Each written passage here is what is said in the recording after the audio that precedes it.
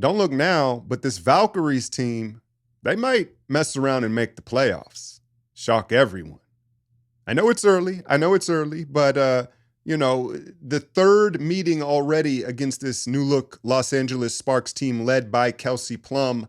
Still no Cameron Brink, but there were plenty of implications when you went into this matchup here back in Los Angeles, because not only was it a cup game, but when you look at the W standings, you've got the Lynx and the Liberty in a tier of their own at the top of the league, right?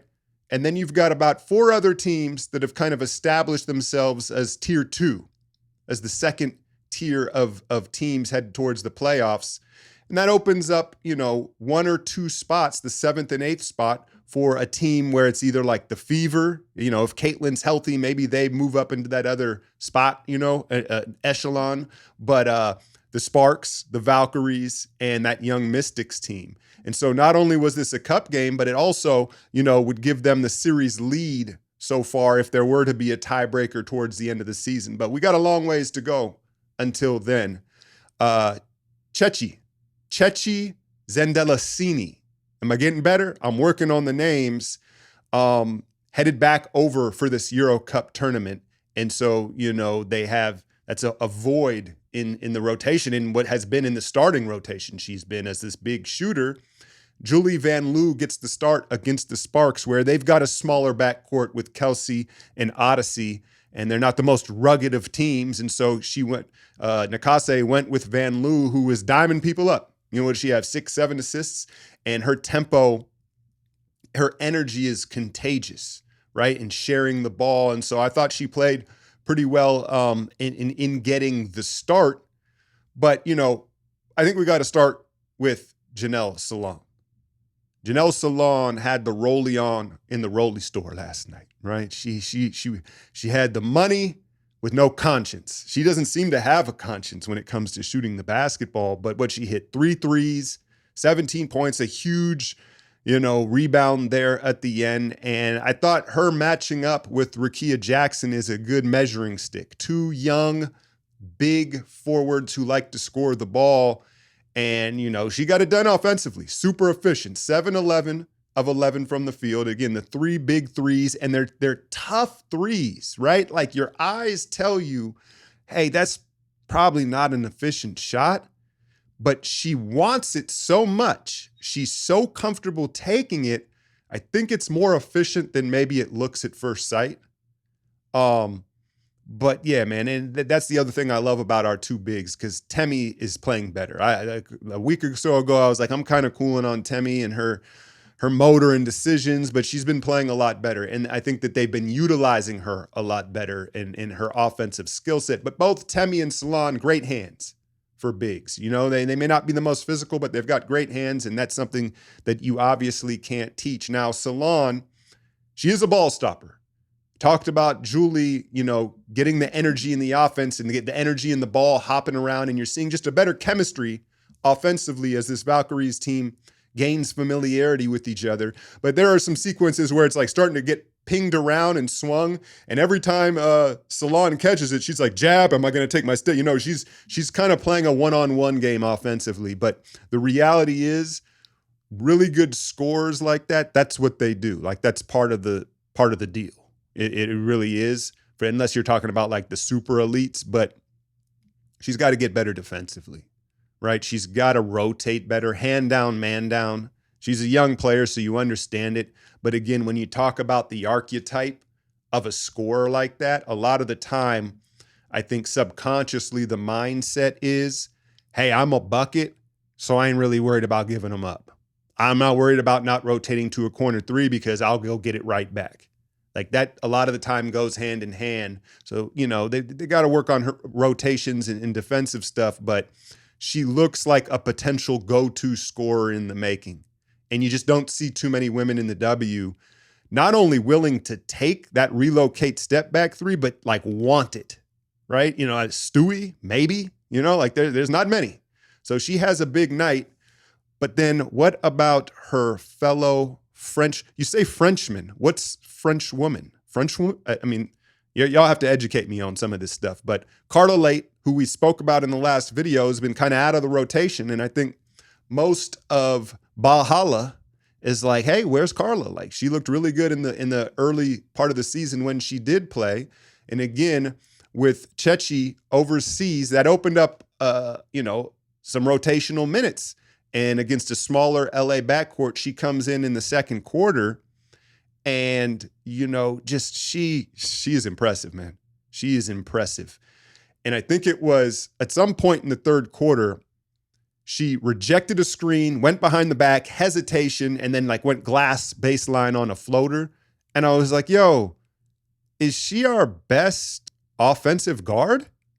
And there, to me, there's some shades of Darius Garland in the sense of she's super quick first step, stop and start, right? And that's one thing, to have that physical attribute. The other part of connecting that is having a tight, quick handle. Her handle is ultra quick, which allows her to fully utilize her quickness. She got downhill, floater, just the ability to finish. That's the other thing. A lot of these smaller, quicker guards, yeah, they can get to the rim, but they don't really want to finish. And she's well adept at playing the glass and getting that scoop float game. And so, they wouldn't have won that. It was a team effort, but I thought her contribution was huge. And what impressed me more, I was surprised at the handle and how she was getting by Kelsey in particular. But what was more impressive to me from Carla Late was 0 of 7 from 3.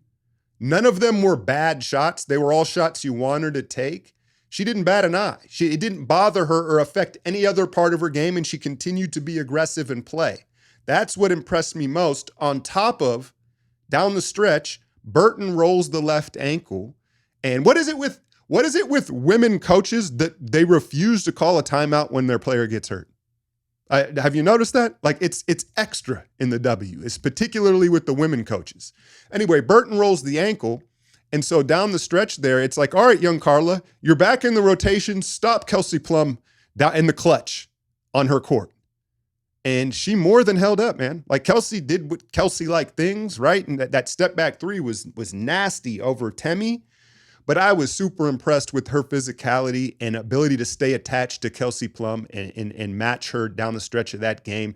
If you watch the final opportunity that the Sparks had in that overtime, she mugged Kelsey. She mugged her off the ball. And Kelsey was like, and you saw Kelsey after the game with the scratch on her face talking about, I'm tired of this and I'm tired of that, right? I think some of that was young Carla just mugging her, right? And so Carla Late, if you look at her and Salon and their potential moving forward as go-to offensive engines, and you combine that with Mo Billings, with Thornton, with Burton, with these players that are willing to do the dirty work, that are tough, floor raisers, energy, physical defensive players, it's a pretty nice mix moving forward. It's intriguing, right? Because you look at this Sparks team, and I understand, that Cameron Brink isn't playing. And, if I didn't know any better, I'd be kind of like, yo, why is this taking over a year for this knee? You doing too much modeling, Cam? But Cameron, I watched her whole career at Stanford, obviously the Steph connection. So I know she's a legit baller. That's part of the appeal with Cameron Brink. Not only does she look like a supermodel, it's not Anna Kournikova. She's probably a top 10 center in the league right now if she's healthy. So that's a missing piece for them. There's no doubt about that. But when you look at how the Sparks roster is constructed, a lot of scores. A lot, right? Kelsey Plum dog, she's a dog. She's going to play both ends of the court, right?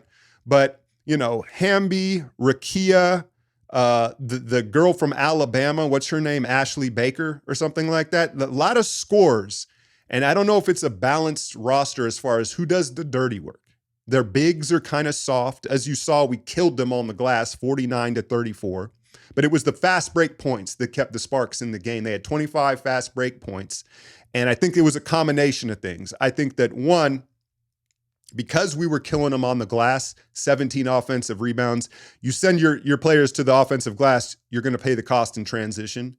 And then, some missed corner threes, and also Kelsey in this third matchup, understanding Nakase's strategy, hit ahead. She knew she wasn't going to be able to come down and operate in the pick and roll much. So she sped the game up for the Sparks offense. But yeah, I'm not sure that their construction, and I get back to the point of it is because I like the Valkyries construction. Yes, who do we have down the stretch to close out games offensively? They're still figuring that out, and there's going to be games where either Carla, Salon, or both of them are going to look 21, 23 years old, and that's where Tiffany Hayes, can add that element. But again, you've got Burton, Thornton, Billings, and Temi as a nice, offensive weapon at times, even though that's not maybe her mentality.